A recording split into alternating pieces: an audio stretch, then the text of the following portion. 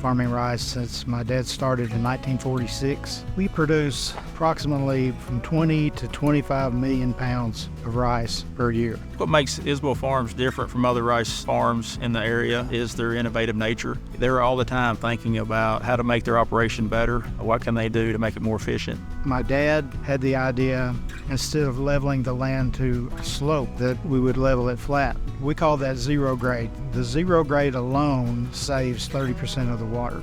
The sustainability part and the methane reduction is what you call alternate wetting and drying. And with the alternate wetting and drying, you decrease the methane by 67%.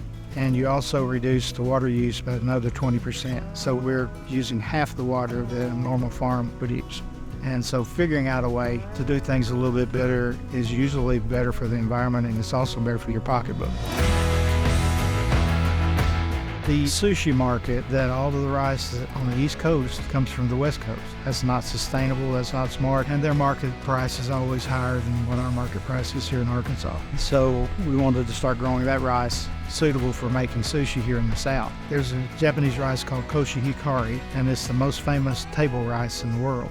We had every television station that I can think of in Japan visit the farm, and it was all because they didn't think that this rice would grow anywhere outside of Japan. So I thought, well, if this is so great, then maybe I'll look at some of the other varieties. Now, we produce sake rice, and it was called Yamada Nishiki. And Yamada Nishiki is the king of all of the sake rices. In 2008, I had lunch with Chris Isbell near his farm, and he told us that he was growing Yamada Nishiki, the best sake rice in the world. And I knew then that the potential for making great sake in Arkansas was there. It's fun to work and see rice grown in the state of Arkansas be bottled and brought to the table of the consumer in the form of sake. Just another avenue for rice. It's really exciting. In the farming world, people have a 10-year plan, and with the Farm Bill coming out every 5 years and changing everything, farm credit has been that cushion between that unpredictability.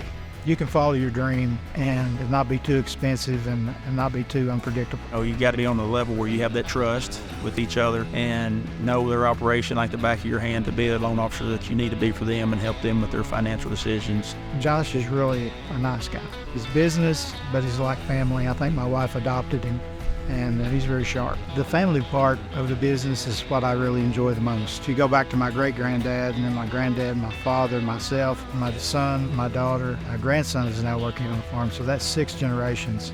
And it's just like a vacation every day, unless it's really hot.